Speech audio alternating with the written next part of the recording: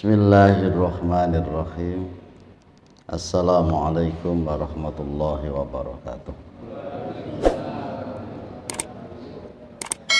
Alhamdulillah alladzi khalaqal mauta wal hayata liyabluwakum ayyukum ahsanu amala.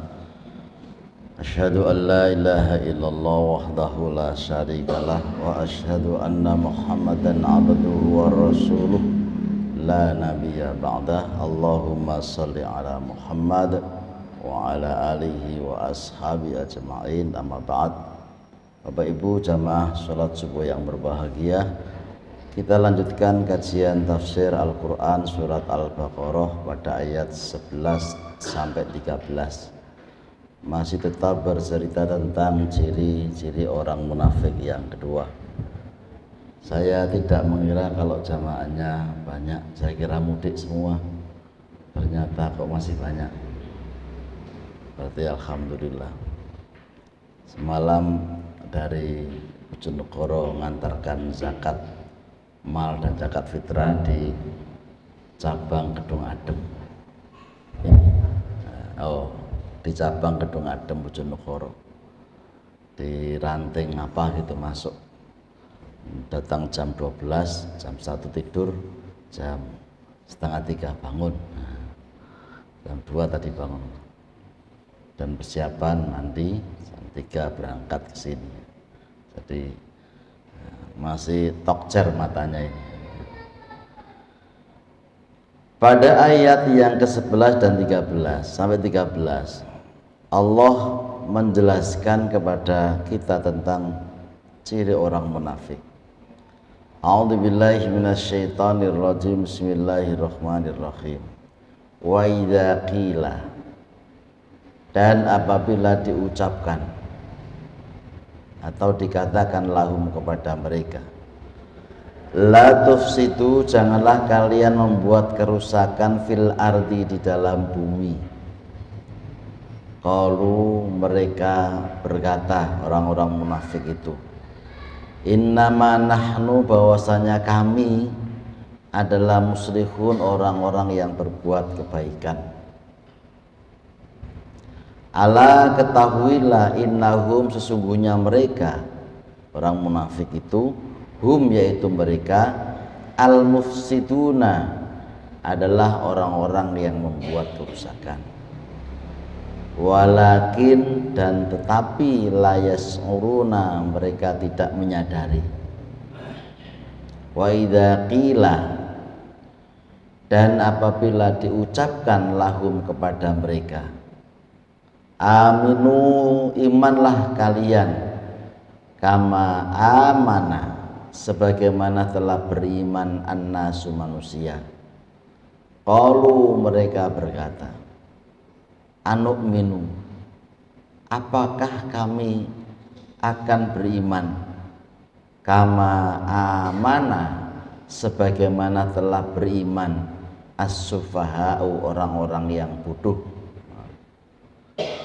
Ala, ketahuilah, innahum, sesungguhnya mereka, hum, yaitu mereka, as-sufaha'u, adalah orang-orang yang bodoh. Walakin la ya'lamun, akan tetapi la ya'lamuna, mereka tidak mengetahui. Pada ayat 11 sampai 13 ini Allah menjelaskan kepada kita tentang karakteristik orang munafik. Berikutnya adalah apabila mereka dikatakan kepada mereka, janganlah kalian membuat kerusakan di muka bumi ini, jawaban mereka adalah, kami ini adalah orang-orang yang berbuat baik. Apa tafsirannya? Lihat di sini.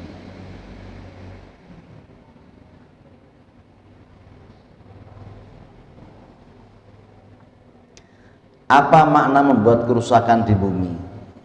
Ibnu Jarir mengatakan orang munafik adalah mereka yang melakukan kerusakan di muka bumi karena perbuatan maksiat mereka terhadap Tuhannya dan pelanggaran-pelanggaran yang mereka kerjakan terhadap hal yang dilarang oleh Allah. Jadi orang-orang munafik itu berbuat terbalik. tidak seperti yang dianjurkan oleh Allah Subhanahu wa taala.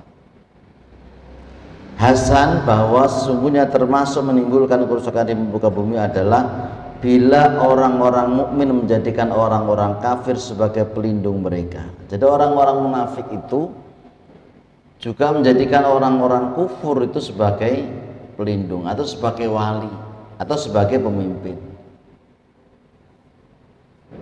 Walladzina kafaru ba'duhum awliya'u ba'd, dan orang-orang yang kafir sebagian di antara mereka awliya'u ba'd, menjadi aulia di antara sebagian, menjadi pelindung.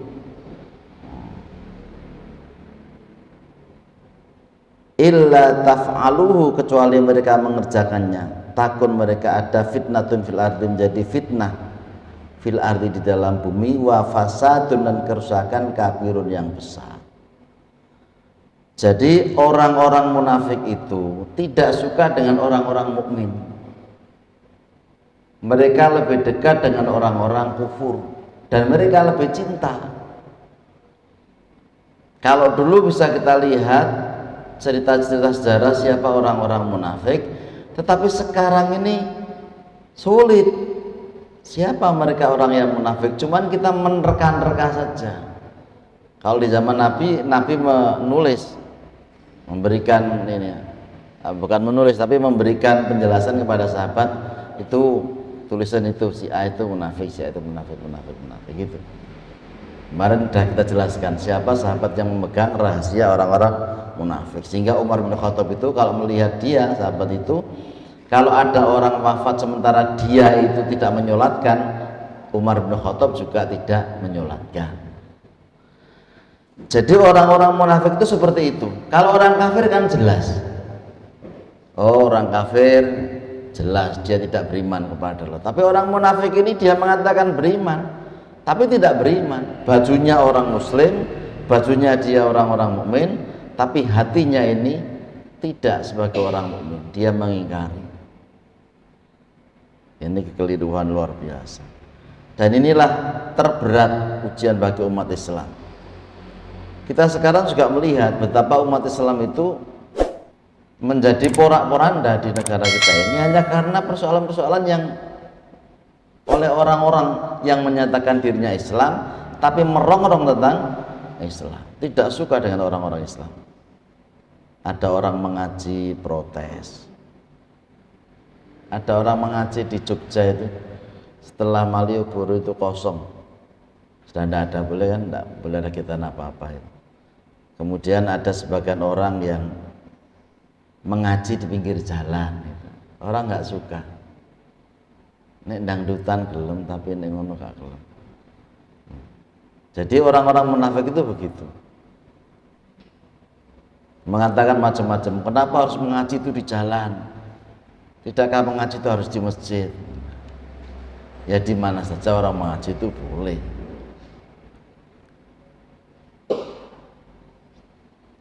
Klaim orang munafik, mereka mengatakan kami ini bermaksud menjadi juru penengah ini. Di dalam tafsir Ibnu Katsir, mereka mengatakan kami ini menjadi juru penengah perdamaian antara kedua golongan, orang kafir dan orang-orang mukmin. Kami ini menyatukan mereka, padahal tidak. Mereka komunikasi dengan orang-orang mukmin, mereka komunikasi juga dengan orang-orang kafir, seolah-olah mereka ingin menyatukan, padahal tidak bisa. Mana bisa orang-orang mukmin sama orang kafir bersatu? Tidak bisa, tidak bisa. Pengertian dikatakan oleh Muhammad ibn Ishaq dari Muhammad ibn Abi Muhammad, dari Ikrimah atau Sa'ad ibn Jubair, dari Ibnu Abbas, sehubungan dengan firman Allah, wa idza qila lahum la tufsidu fil ardi qalu innama nahnu muslihun. Jadi Ibnu Abbas itu menjelaskan atau menafsirkan ayat ini seperti yang di atas. Jadi mereka orang-orang munafik itu ya membela orang-orang mukmin, ya membela orang-orang kafir. Dan itu dikatakan kami ini orang-orang yang berbuat kebajikan. Kan bagus menyatukan dua golongan ini. Padahal tidak bisa, Pak. nggak bisa. Sejak dulu sampai sekarang nggak bisa orang kafir sama orang mukmin itu bersatu tuh ya nggak bisa. Tetapi menghormati pilihan itu iya. Mereka yang orang-orang sudah kafir ya kita hormati pilihan-pilihannya. Ya sudahlah itu pilihan mereka. Tetapi bersatu itu nggak bisa. Yakni sesungguhnya kami ini bermaksud melakukan perdamaian di antara kedua golongan. Jadi mereka mengatakan kami ini orang yang Islam, menyatukan antar dua fraksi yang saling. Jadi kami ini tidak ikut membela siapa-siapa, non blok, pokoknya. Nah, gitu. Tetapi mereka ingin mencari keuntungan dunia. Nanti kita lihat pada ayat-ayat berikutnya. Anggapan mereka dibantah oleh Allah, ingatlah sesungguhnya mereka itu adalah orang-orang yang membuat kerusakan. Ala innahum humul mufsiduna walakin la yas'urun. Tetapi mereka tidak menyadari bahwa mereka telah membuat kerusakan. Bahwa dengan mengatakan kita menyatukan itu tidak bisa. Bahkan ada orang Yahudi aja, orang yang Yahudi masuk Islam, kemudian orang-orang Yahudi itu ketika habis masuk Islam, kemudian dia bilang kepada Rasul, ya Rasul, izinkan kami ini juga tetap bisa beribadah di hari Sabtu. Kemudian Allah turunkan ayat itu, ya ayyuhalladzina amanu dukhulu fis-silmi kafah. Masuk Islam itu secara totalitas, tidak bisa separuh-separuh. Haiso. Hari ini ikut ini, hari ini ikut ini, hari ini ikut ini, tidak bisa. Tetapi banyak saudara-saudara kita ini melakukan seperti itu. Hari ini begini, besok begitu, ya karena memang kebutuhan politik, sehingga keuntungan dunia mereka kerjakan atau mereka dapatkan. Tapi pada dasarnya itu membuat kerusakan di muka bumi ini. Ini secara moral. Bisa jadi kerusakan itu ya adalah benar-benar kerusakan fisik. Mereka merusak alam, berdalih bahwa mereka membuat kebaikan di muka bumi ini. Hutan itu rusak, hutan itu gundul, itu secara fisik. Banyak orang-orang yang merusaknya dan ekosistem itu berubah dan rusak juga. Dan ini adalah orang-orang munafik. Kami ini melakukan yang terbaik. Kalau jangan lihat di Kalimantan, jangan lihat di Sumatera, yang namanya hutan itu dulu itu luar biasa. Tapi sekarang hampir rata-rata ya gundul. Ini secara kontekstual. Ya ayyuhalladzina amanu la tattakhidul kafirina awliya'a min dunil mu'minin. Allah melarang bagi orang-orang beriman untuk menjadikan orang-orang kafir itu sebagai pemimpin. Jadi kalau ada orang kafir kemudian kita angkat sebagai seorang pemimpin, itu luar biasa salahnya kita ini. Min dunil mu'minin, selain dari orang-orang mukmin. Karena itu dulu ada ya periode yang dulu kan, antara kubu putih dan kubu hitam itu kan bertarung di DKI. Ada orang yang senang ini, ada orang senang ini. Masih ada orang mukmin. Kenapa harus memilih orang lain? Karena itu kalau kemudian di pilihan apa saja, di pilihan kepala desa, di pilihan kepala daerah, di pilihan gubernur, di pilihan presiden, yang mengutamakan orang mukmin. Utamakan orang mukmin, jangan kemudian orang lain. Allah mengatakan aturiduna an taz'alu lillahi 'alaikum sultanan mubina. Inginkah kalian itu mengadakan alasan yang nyata bagi Allah untuk menyiksa kalian? Sebab kalau kita menjadikan orang-orang non muslim, orang-orang kafir itu sebagai pemimpin, tentu ini membuat peluang bagi Allah untuk menghadap kita. Kecuali kalau kita ini di tempat yang minoritas. Kalau minoritas Allah memaafkan karena memang tidak ada pilihan lagi. Tapi kalau mayoritas seperti kita ini Pak, ya gak layak. Cuman kan karena ini kan, Nah, nek ngene gak apa-apa. Nek ngene iki lho, Pak. Jadi persoalan. Wani piro? Wani piro? Nah, kelebihan mereka memang menguasai media massa dan menguasai uang. Jadi kalau mereka kemana-mana mesti memberikan hadiah. Ke pondok pesantren dikasih hadiah, ke tempat masjid tertentu dikasih hadiah. Pada partai-partai yang lalu kan begitu. Jadi kalau kita ini mengangkat orang-orang non-muslim, orang-orang kafir sebagai pemimpin itu, ketahuilah bahwa itu adalah membuka peluang bagi Allah untuk menyiksa kita. Dan kalau kemudian kita ini tersiksa, melarat, itu jangan menyalahkan Allah, tetapi salahkanlah diri kita sendiri bahwa kita telah mengambil seorang kafir sebagai pemimpin. Di Indonesia ini banyak orang yang mengatakan demikian. Gak apa-apa gitu. Gak apa-apa. Dulu aja fatwa sebelum ada orang yang mencalonkan presiden itu wanita, itu kan fatwanya wanita itu haram, jangan menjadi pemimpin. Begitu ada yang wanita mencalonkan jadi presiden, fatwanya berubah. Yo gak popo, selama memang dia lebih baik. Mosok wong lanang sak Indonesia iki gak ono sing apik, sing pinter. Rasaku yo akeh. Ijek ono. Mosok bodoh kan gak lah, mesti ada.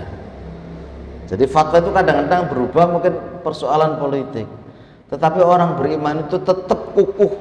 Karena saya tidak setuju kalau ada orang yang begini, saya ingin mencalonkan, nanti saya masuk masjid, kemudian saya menyumbang masjid. Kalau menurut saya, tidak usah diterima sumbangan itu. Kalau mau menyumbang, besok kalau sudah jadi. Tapi kalau mau jadi atau mau mencalonkan, dia menyumbang itu, Pak, sama saja. Kita terima pribadi atau kita terima secara lembaga, sama-sama menerimanya. Sama-sama menerimanya. Kalau pribadi kan amplopan. Kalau yang tidak pribadi kan ya bentuk program. Wis talah masjid-masjid cilik ini tak bangun, langsung bangun, Pak. Begitu gak dadi dibongkar. Ada kan di Sulawesi itu, dia buat paving, jalan paving supaya dia terpilih. Begitu tidak terpilih, pavingnya diambil. Ada orang nyumbang karpet masjid supaya dia jadi, begitu nggak jadi karpetnya diambil. Harusnya kan kita nyumbang itu yang bagus itu setelah jadi, itu baru dia ini benar atau tidak. Kalau enggak ya. Jadi klaim orang munafik bahwa dia menyatukan orang itu tidak mungkin bisa. Orang munafik itu sehingga mengangkat seorang kafir sebagai pemimpin untuk bisa menyatukan ini, itu juga tidak bisa. Jangan pernah berpikir seperti itu. Orang mukmin harus tegas. Menganggap rendah orang-orang mukmin ketika Allah mengatakan kepada mereka, wa idza qila lahum aminu kama amanan nasu qalu anu'minu kama amana sufaha. Mereka menganggap bahwa orang-orang mukmin yang beriman itu adalah orang yang rendah. Orang Islam itu rendah, terlalu banyak pola hidupnya, terlalu banyak membuang-buang waktu ibadah macam-macam. Enak orang-orang kafir, nggak perlu sembahyang gitu. Nah, anu'minu, a itu adalah istifham ingkari. Yang istifham itu mestinya perlu jawaban, tapi kalau ingkari itu tidak memerlukan jawaban. Kalimat itu menjadi jawaban. Anu'minu kama amana sufaha. Apakah kami ini akan beriman seperti orang-orang yang bodoh? Jadi orang beriman itu dianggap orang bodoh, orang-orang munafik, tidak cerdas. Tidak cerdas. Saya membaca artikel, ada seorang, kebetulan teman saya, dia menganggap orang yang menghafal Al-Quran itu tidaklah cerdas. Saya tidak membantah kok sawangane kok konco dewe di tulisan media massa. Tapi ini keliru lah. Kalau orang menghafal Al-Quran itu analisanya rendah, Nabi itu menghafal Al-Quran. Nabi itu menghafal Al-Quran, sahabat itu menghafal Al-Quran. Jadi sampai mereka menganggap seperti itu. Orang-orang yang menghafal Al-Quran itu, orang-orang mukmin itu bodoh. Orang-orang miskin, orang-orang kaya itu yang terbaik. Ini kekeliruan mereka itu. Allah berfirman, wa idza qila, apabila dikatakan yakni kepada orang-orang munafik, berimanlah kamu sekalian sebagaimana orang-orang beriman kepada Allah, para malaikatnya, kitab-kitabnya, rasulnya, hari berbangkit, sudah mati, surga dan neraka serta lainnya yang telah dibentangkan oleh Allah, diberitakan oleh Allah kepada orang-orang mukmin itu. Taatlah kalian kepada Allah dan Rasulnya dalam mengerjakan semua perintah dan meninggalkan semua larangannya. Jadi Allah mengatakan demikian. Apa jawab kemudian kepada mereka itu? Mereka mengatakan, akankah kami ini disuruh beriman sebagaimana orang-orang yang bodoh telah beriman? Yang mereka maksud dengan orang-orang yang bodoh adalah para sahabat Rasulullah Shallallahu Alaihi Wasallam. Bayangkan, Umar dianggap bodoh, Abu Bakar dianggap bodoh, Utsman dianggap bodoh, Ali dianggap bodoh, sahabat-sahabat beriman dianggap bodoh. Berarti kalau mereka saja menganggap sahabat bodoh, apalagi kita yang bukan sahabat, malah dianggap sangat bodoh, sangat bodoh. Kadang-kadang kalau dihitung dengan logika kan, iya ya, wong mukmin itu kok waktu nih ya boros kayak ibadah. Kalau orang nih yang lain kan nggak ada kewajiban ibadah, hanya anjuran beribadah. Misalnya Nasrani, ibadahnya kan anjurannya sepekan sekali, setiap minggu dia datang, anjurannya. Tapi Islam kan enggak. Islam itu wajib, dari yang subuh, zuhur, asar, maghrib, isya, wajib Pak. Seneng ya ngono, gak seneng ya ngono. Sama dengan orang berpuasa. Orang berpuasa itu seneng ya poso, wajib. Gak seneng ya wajib poso. Dan hari ini adalah terakhir. Kita susah, kita sedih ditinggalkan Ramadan, ya tetap berakhir. Kita senang juga tetap berakhir. Jadi imannya akan terus berjalan. Adapun kemudian kita tidak mau beriman, itu terserah.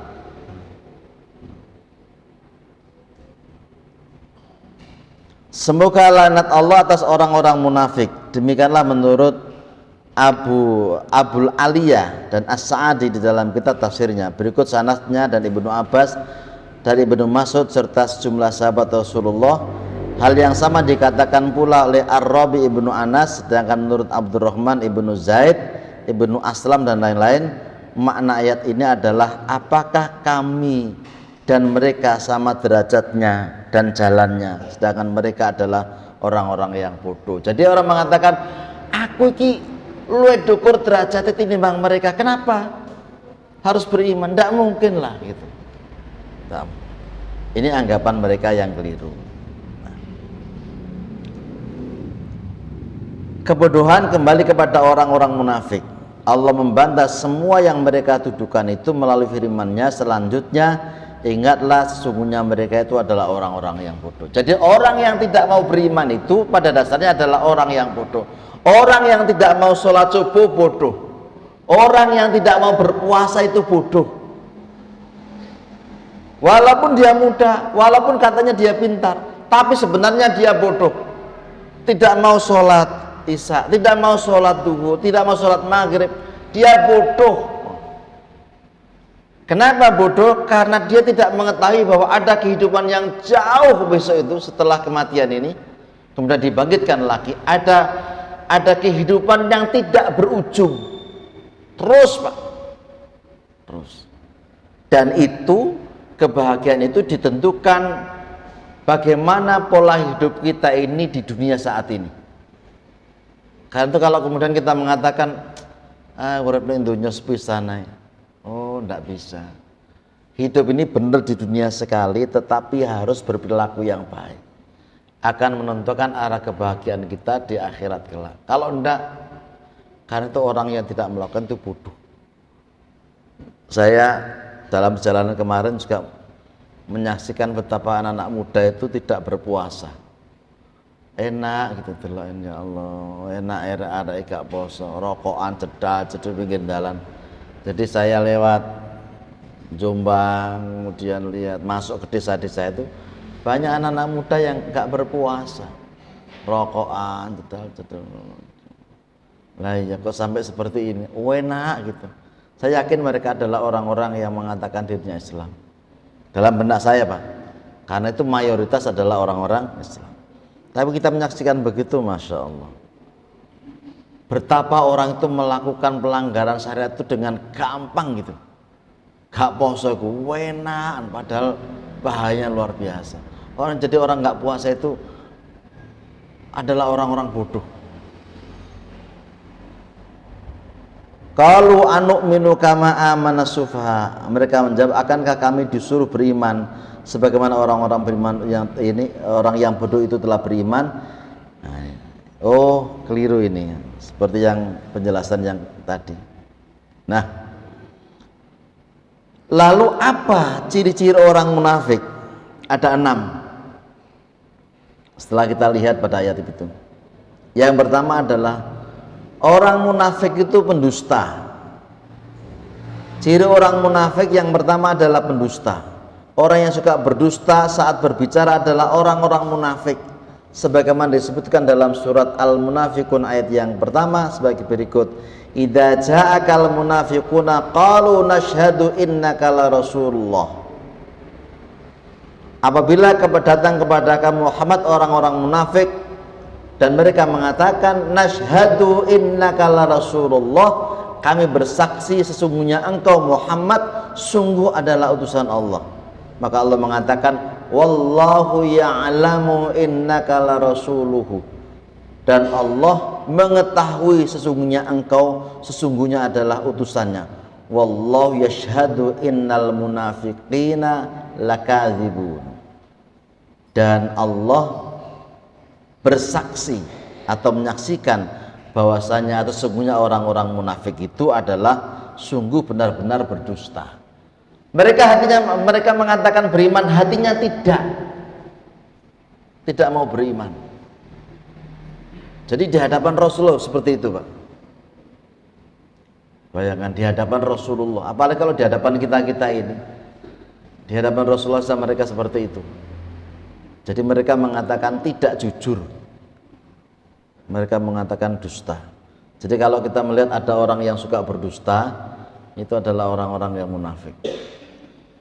Saya besok kalau jadi presiden, program saya ini 1, 2 sampai 20. Begitu jadi presiden lupa programnya, itu berarti lupa janjinya, itu berarti sebagian ciri-ciri orang.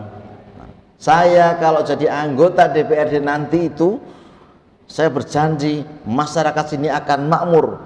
Begitu jadi tidak makmur, itu berarti dia berdusta. Yang kedua adalah khianat, ingkar janji dan zalim. Di dalam sebuah hadis riwayat Muslim disebutkan bahwa ada 4 ciri orang-orang munafik. Selama ini kan kita sering hanya 3. Pada hadis yang lain ada 4. Saya tunjukkan yang satu ini aja, yang 4. Arba'un man kunna fihi kana munafiqan khalison. Ada 4 tanda. Jika seorang memiliki 4 tanda itu, maka ia disebut munafik tulen. Munafik tulen. Kalau 4-4-nya ada. Wa man kanat fihi khoslatun minhunna kanat fihi khoslatun minal nifaq.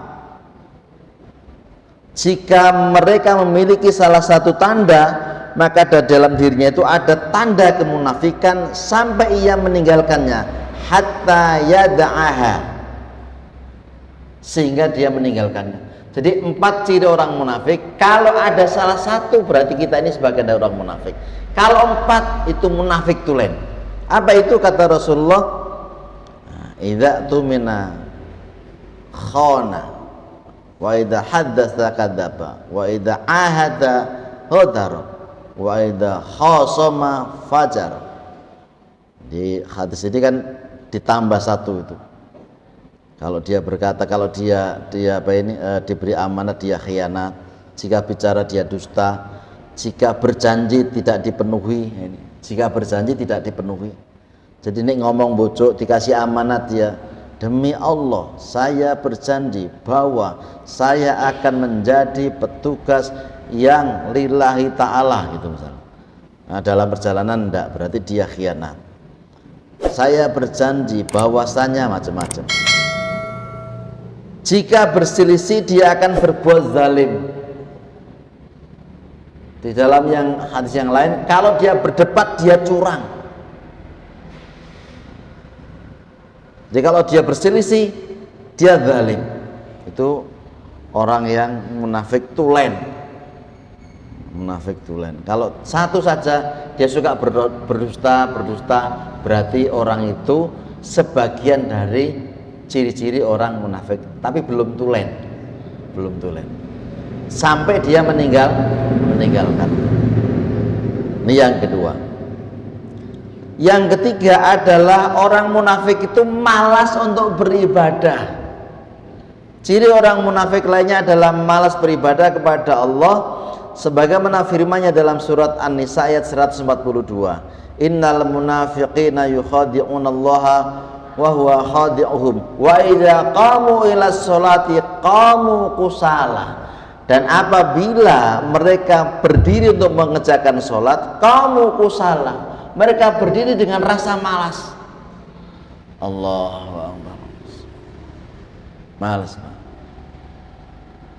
Kita ini kalau sholat itu kan diajarkan Rasulullah yang tegak, yang baik. Sampai sujud pun itu, sampai rukuk pun harus yang baik. Sampai itidal itu juga diajarkan Rasulullah yang tegak begini. Kalau sujud yang baik. Dan kadang-kadang ada orang sholat itu cepat, set. Kalau ditanya kenapa cepat, oh yang penting kan sholat. Kalau enggak. Jadi kalau mereka sholat itu mereka malas. Yuraunan nasa, mereka pamer riya kepada manusia.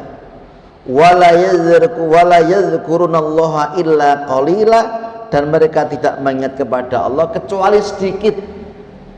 Karena itu kalau kita ini malas Pak mau sholat, ya Allah kok malas ya Allah sholat, baca ayat itu. Saya itu sama, kita ini sama manusia.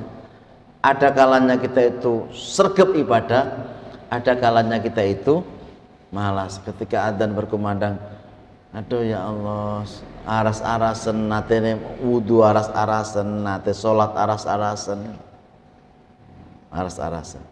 Di dalam hadis begini, itulah salat orang munafik, yaitu dia menunggu matahari sampai hampir terbenam, kemudian dia berdiri untuk salat asar, lalu mempercepat tanpa ada rasa khusyuk sedikit pun, 4 rakaat tanpa mengingat Allah di dalamnya kecuali sedikit. Orang kalau sholatnya kepepet itu Pak, sing dipikirno kan, ya Allah entek iki waktune, ya Allah entek sementing mari. Padahal tidak boleh begitu. Jadi orang itu kalau sholat itu mendekati, niat mendekatkan akhir itu Pak, niat ya. Kan ada suatu ketika di dalam riwayat itu Nabi itu memerintahkan kepada sahabat untuk sholat asar nanti di sana, mengakhirkan kan. Tapi ini kan dalam perjalanan, tidak disengaja, dan itu atas perintah Rasulullah. Tapi yang kita yang biasa-biasa itu loh Pak, tidak boleh begitu. Waktunya sholat asar mendekati maghrib mendekati isya mendekati subuh duha dijamak, tidak boleh. Karena itu standarnya orang muslim yang baik itu adalah ketika dia ahli sholat jamaah. Kalau dia ahli sholat jamaah insya Allah baik, tapi kalau jarang ya harus berhati-hati. Jadi kalau misalnya nggak bisa jamaah itu suka hati ini was-was Pak, ya Allah kok pas saya nggak bisa jamaah. Yang keempat, mengajak kepada kemungkaran. Di dalam surat At-Taubah ayat 67 disebutkan bahwa orang munafik adalah orang-orang yang fasik. Mereka mengajak untuk berbuat mungkar dan mencegah untuk berbuat kebaikan. Al-munafiquna wal munafiqatu ba'duhum min ba'din ya'muruna bil munkar wa yanhauna 'anil ma'ruf. Nah, ini.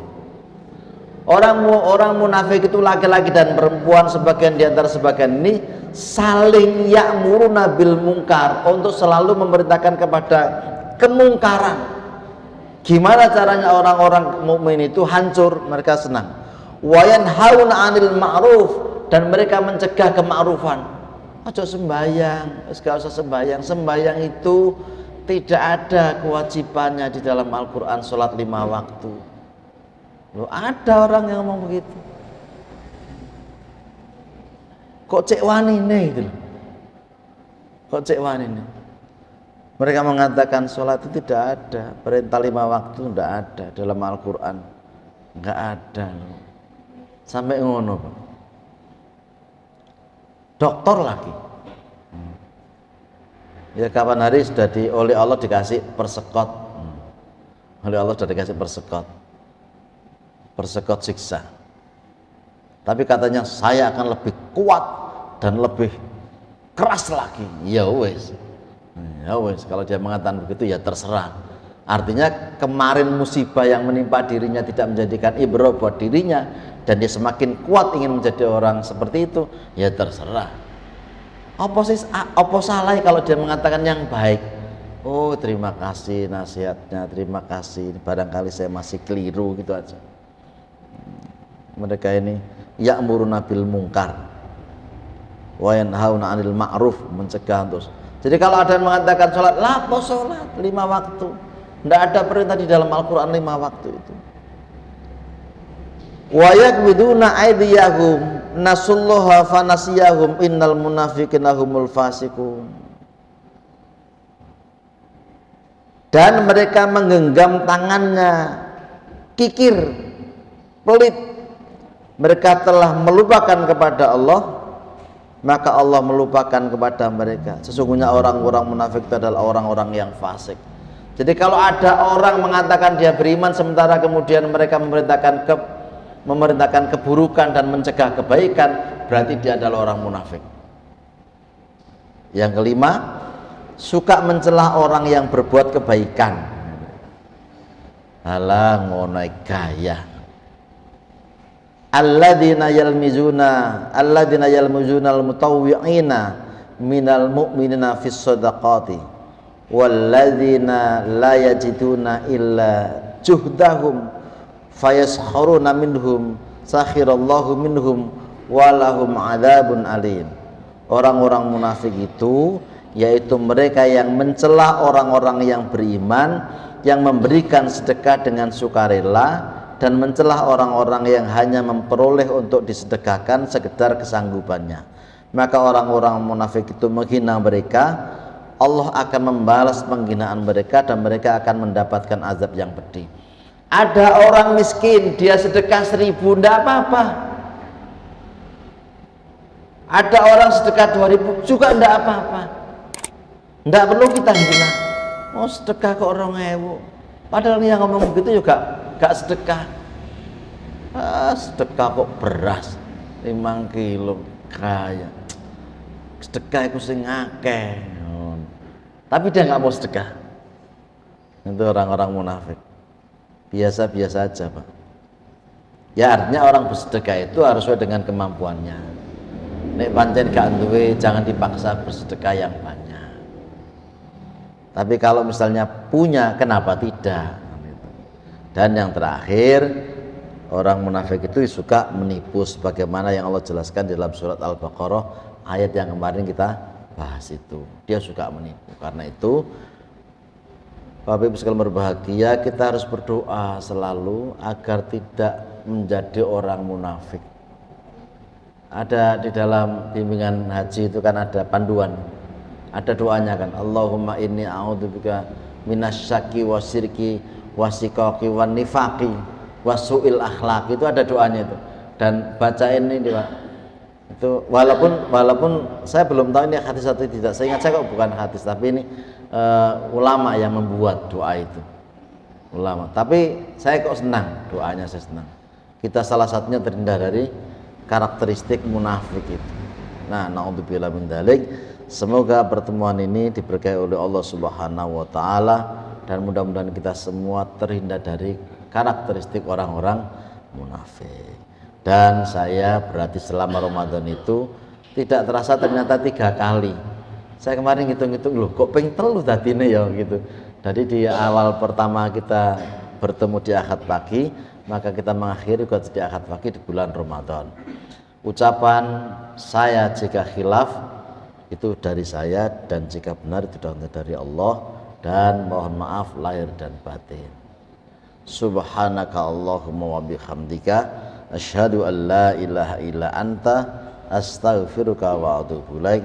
Assalamualaikum warahmatullahi wabarakatuh.